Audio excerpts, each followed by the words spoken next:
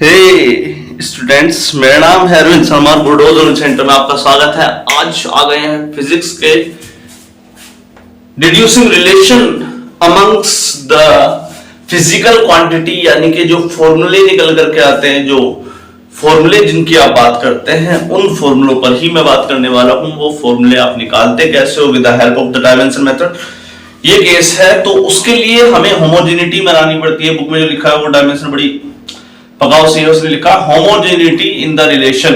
बताओ, रिलेशन में होमोजीनियस लेके आओ, होमोजीनियस सॉल्यूशन बनाओ, वो नहीं है। इसका मतलब बहुत सीधा सा है कि लेफ्ट साइड का और राइट साइड का जो केस है, यानी कि दोनों की डायमेंशन है, दोनों को इक्वल करना है।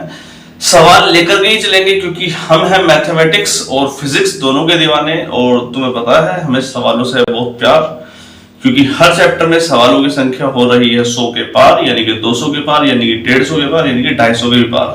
मतलब इट विल डिपेंड। जैसे ट्रिग्नोमेट्री बड़ा वास्ट चैप्टर है, क्या करें, 250 फंक्शन 200। फिजिक्स में तो अभी शुरुआत करी है, अभी कैसे बताएं कि चैप्टर में कितने बनाने वाले हैं। धुआं लगा देंगे, आग। वो अनु मलिक का डायलॉग सुना है ना, आग लगा देंगे, आग लगा देंगे, आग, वो वाला। तो वैसे ही कुछ करने वाले हैं। देखते हैं, सवाल लिखते हैं फटाफट। Find the relationship between the force, find the relation between force and A mass moving with velocity v in a circle of radius r। अब आपको तो ये बोलेंगे सर हमें तो फॉर्मूला प्रूफ करना आता है। बेटे आता है तो क्या करें, फॉर्मूला प्रूफ करना सीखो पहले, ठीक।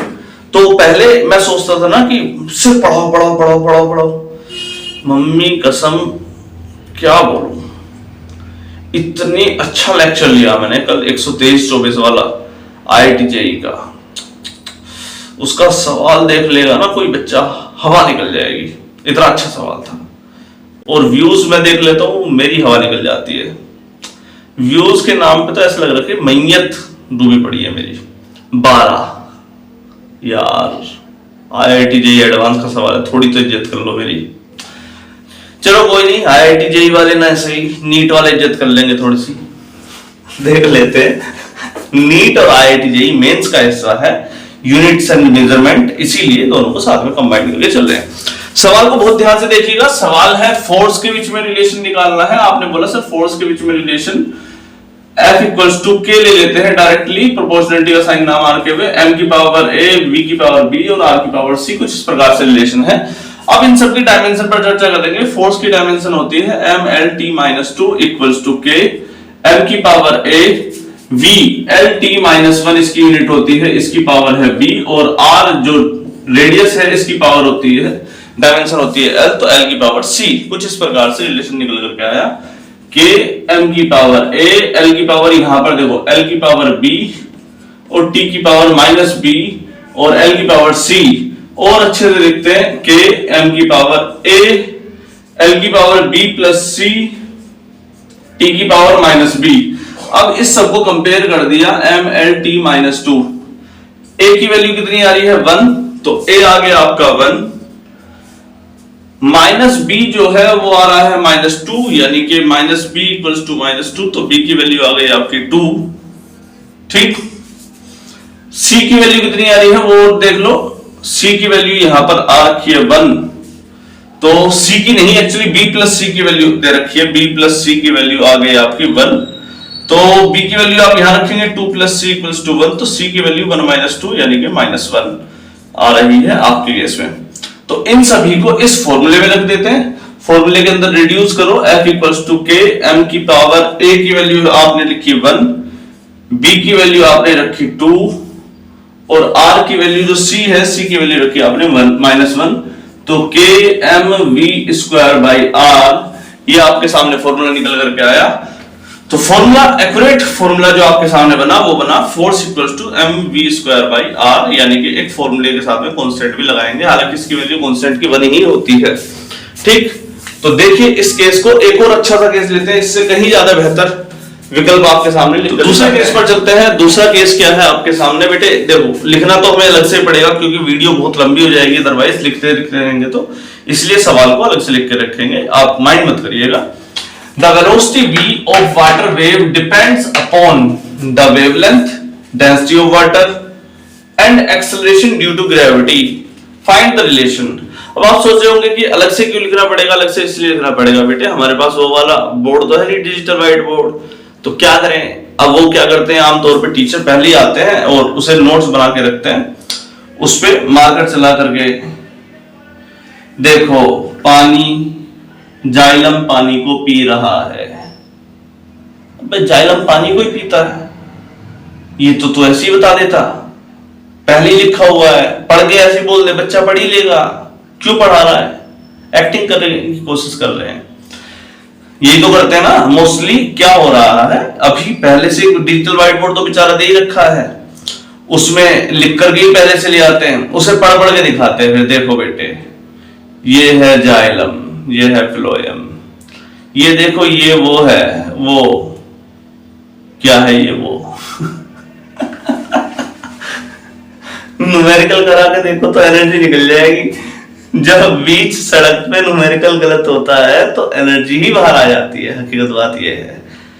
तो न्यूमेरिकल कराने में एनर्जी लगती है। एक्चुअल में हमारे पास परेशानी यहाँ फंस रही है कि सवाल को ताड़ने की वजह से वीडियो लंबा हो सकता है। अब आप बोलोगे कि वीडियो तो आपके बोलने से भी लंबा हो रहा है, बेकार में 2 मिनट खाली हमारे, 2 नहीं 1:40। The velocity v of water wave depends upon the wavelength, density of water rho and acceleration due to gravity g। 3 चीजों पर निर्भर कर रहा है, तो आपको रिलेशन बताना है। आपने डायरेक्टली बोल दिया सर वेलोसिटी डिपेंड कर रही है किसके ऊपर, वेवलेंथ की पावर a, डेंसिटी की पावर b और एक्सेलरेशन ड्यू टू ग्रेविटी की पावर c। ठीक, आपने फॉर्मूला लिख दिया। अब आपको एबीसी की वैल्यू निकालने के लिए तीनों की डायमेंशन को इक्वेट करना पड़ेगा। वेलोसिटी की डायमेंशन आपको पता होनी चाहिए lt-1। ठीक, के लैम्डा, लैम्डा क्या है, वेवलेंथ लंबाई है, लंबाई की पावर 1। डेंसिटी, डेंसिटी की यूनिट क्या होती है, डेंसिटी होती है मास पर यूनिट वॉल्यूम, मास की यूनिट होती है m अपॉन l की पावर 3, यानी कि ml की पावर -3, ml की पावर -3 की power b।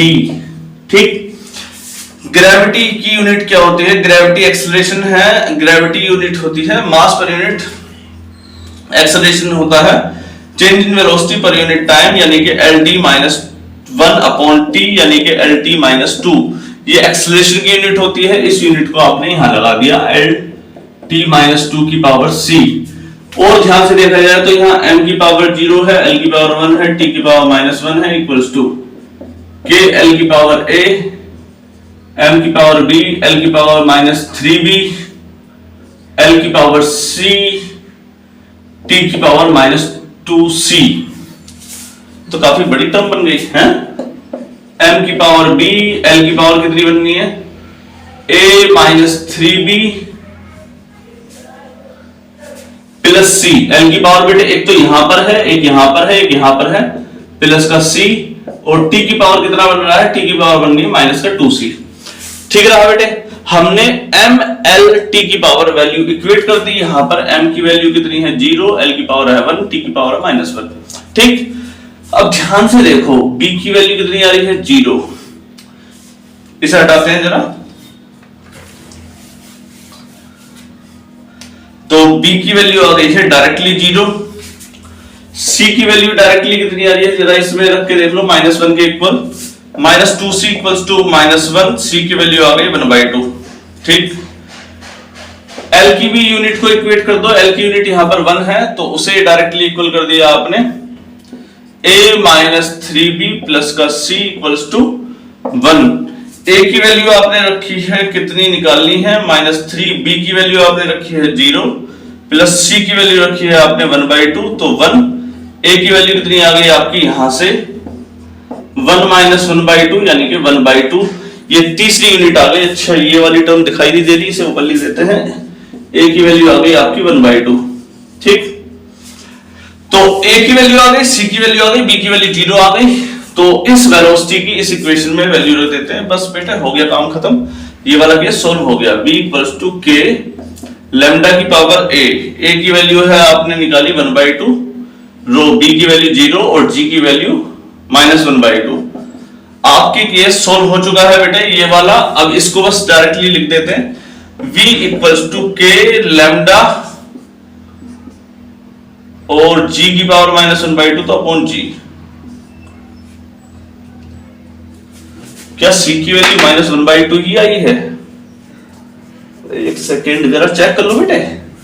-2c equals to -1, -2c equals to -1, c की वैल्यू 1/2 ही आई है बेटे, माइनस की नहीं आई है, प्लस की 1/2 आई है। जब तो मैं सोच रहा हूँ कि कुछ गड़बड़ हो रखी है फॉर्मूले में। lg लैम्डा जी। तो ये वाला केस आपके सामने बन करके आया, बहुत ही जबरदस्त और बहुत बेहतरीन केस आपके सामने ये निकल करके आया है। तो आई थिंक इससे आपको कुछ रिलेशनशिप में या डेवलप करने में फायदा मिलेगा। एक और केस देखते हैं, आपको समझ में आएगा। तो नेक्स्ट केस पर चलते हैं। वो केस क्या है? The frequency of the string, stretch string किस किस चीज पर डिपेंड कर रही है? पहला, एक स्ट्रिंग की लंबाई पर, उसके मास पर यूनिट लेंथ। मास पर यूनिट लेंथ क्या होता है? उसका टोटल मास अपॉन उसकी टोटल लंबाई से भाग दे दो, वो मास पर यूनिट लेंथ होता है। Tension in the case of the string, ये तीन चीज पर निर्भर कर रहा है। तो आप डायरेक्टली रिलेशन लिखेंगे, nu equals to depend upon के। पहला, length of the string, length की पावर a पहला। दूसरा, मास पर यूनिट लेंथ की पावर b, टेंशन की पावर c के ऊपर डिपेंड कर रहा है। तो फ्रीक्वेंसी की यूनिट पर चर्चा करते हैं। फ्रीक्वेंसी एक्चुअल में कुछ नहीं होता, 1 टाइम पीरियड होता है, यानी कि इसकी डायमेंशन जो है वो t की पावर -1 निकल करके आई। अगर लंबाई की बात करी जाए तो लंबाई की डायमेंशन b L निकल करके आएगी। और अगर तीसरे वाले मास पर यूनिट लेंथ यानी कि मास पर यूनिट लेंथ की बात करोगे तो ml-1 तीसरे वाले की डायमेंशन निकल करके आई। चौथे वाला है टेंशन, T टाइम नहीं है, टेंशन है। टाइम की टेंशन क्या होती है? फोर्स। फोर्स की डायमेंशन आपको पता होनी चाहिए, mlt-2। ये केसेस आपके सामने निकल करके आए। इन सभी डायमेंशन को इसमें रखते हैं। लेफ्ट हैंड साइड की जो डायमेंशन आ रही है वो आ रही है m की पावर 0, l की पावर 0, t की पावर -1। इस तरफ l की डायमेंशन है l की पावर a, m की पावर m, l की पावर -1 की पावर b। t टेंशन की वैल्यू है mlt-2 की पावर c, ठीक, इक्वल्स टू k। m की पावर, m की जो डायमेंशन में पावर आ रही है, ध्यान से देख लो बेटे। m एक तो पावर b के ऊपर है, एक यहाँ पर c, यानी कि m की पावर b प्लस c, यहाँ पर एक टर्म बनी। और l की पावर जो बन रही है यहाँ पर a, यहाँ पर माइनस का b, यहाँ पर प्लस का c। ये तीन डायमेंशन बनी। t की जो डायमेंशन बन रही है वो बन रही है यहाँ से माइनस का 2c। ध्यान से देखो, m की पावर 0, l की पावर 0, t की पावर -1। यहां से पहले 2c निकाल लो क्योंकि ये बेचारा अकेला बैठा है। तो डायमेंशन में 2c को कंपेयर कर लिया है, यानी कि टाइम की डायमेंशन को कंपेयर कर लिया है। तो माइनस का 2c कितना आ रहा है? -1, यानी कि c की वैल्यू आ रही है 1/2। एक केस आपके सामने निकल करके आया, ठीक। b प्लस c की वैल्यू आ रही है 0, तो आपके b की वैल्यू आ जाएगी माइनस का c, यानी कि -1/2, ठीक। दूसरे वाले L के कंपेयर करते हैं, a minus b plus c equals to 0। तो a की वैल्यू रखो यहां पर, निकालनी है। b की value -1/2 plus 1/2 equals to 0। Minus से माइनस कट गया, c a plus 1/2 plus 1/2 equals to 0। अगर ध्यान से देखा जाए तो ये वाली टर्म बनी a plus 1 equals to 0। a की वैल्यू आ रही है -1। a की वैल्यू कितनी आई? -1।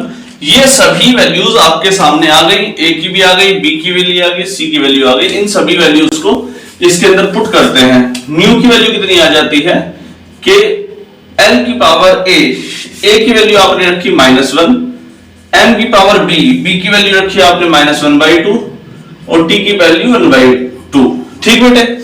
इन डायमेंशंस को थोड़ा और अच्छे से लिखने की कोशिश करते हैं। k/l स्क्वायर रूट क्यों लगाया बेटे?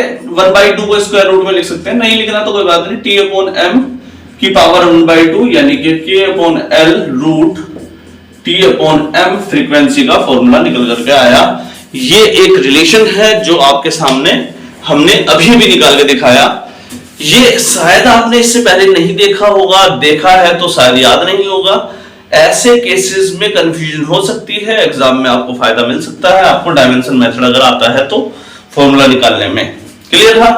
आई थिंक आज की वीडियो के लिए इतना ही। नमस्कार, चलते हैं।